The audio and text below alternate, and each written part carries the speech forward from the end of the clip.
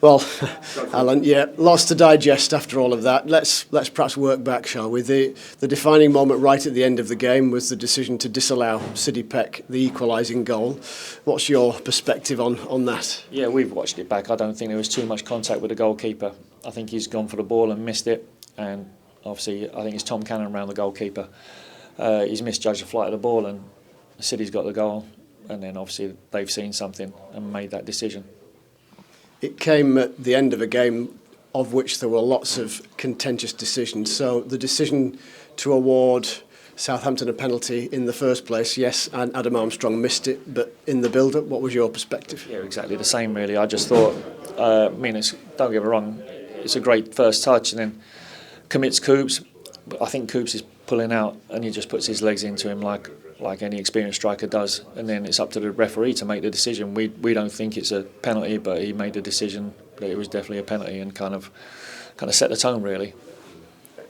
And then Chris Wilder, the reason you're here, Chris Wilder sent off. Well, why, I suppose? What were the incidents that led to that? Yeah, I think his frustration really with a lot of the decisions. And then as we're coming off, the ball was just there and he's gotten to kick it against one of the either the wall or in the dugout, and he just put it into the stand. Yeah, so yeah, obviously disappointed and first to go say sorry to wherever it landed. So yeah, they were the big incidents, but there were lots of sort of smaller ones, weren't there? Ben Mee's challenge, Sheog Bene's shove in the back that the referee and the refereeing team just didn't seem to spot. I think that's the frustration really, that everybody in the ground sees it, and the ones that really matter don't see it. So yeah, it's a disappointing night, and we can say, yeah, the officials didn't really help us, but at the end of the day, we've got to defend we've got to defend better. But I thought on the whole it was a positive performance, just a disappointing result. In terms of, there were many elements in that performance that I'm sure you feel you can take forward out of this one. Absolutely. Well, that's the third game for us, and yeah, it was a progression on Oxford away, which was important. What particularly pleased you about the performance today? I think that we've found the right positions. Just what we need to do is execute once we get it there.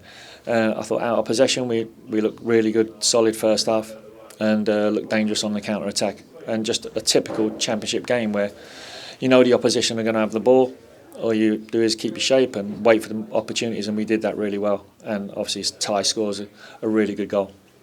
But the two that went well, one was kind of a worldie, wasn't it? But I suspect the first one will give you more cause for concern. Yeah, it's disappointing. We don't win the first header, then we don't get the second. So yeah, disappointing. And the second goal, we obviously always think we can do better. But like you say, Stuart did it really well. What's your perspective on the size of the challenge that, you and obviously Chris have taken on here in terms of turning it around to get where you want to be? Yeah, I think tonight gives a lot of positives, and don't get me wrong, it was, when we walked in, it was bigger than we thought.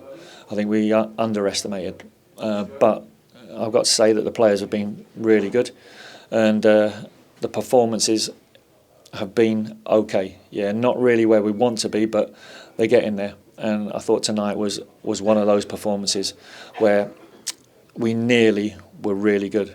And I'm quite sure that a few more games in, a few more games finding a shape that we're comfortable with and where the players are comfortable with, I think we'll get there. Can I ask just finally, the presser the other day, Tahith Chong was going for a scan. Yeah. Do we know yet how he is? We don't. We're still waiting. It was yesterday. I haven't had the results just yet, and we're hoping, obviously, that it's not too bad.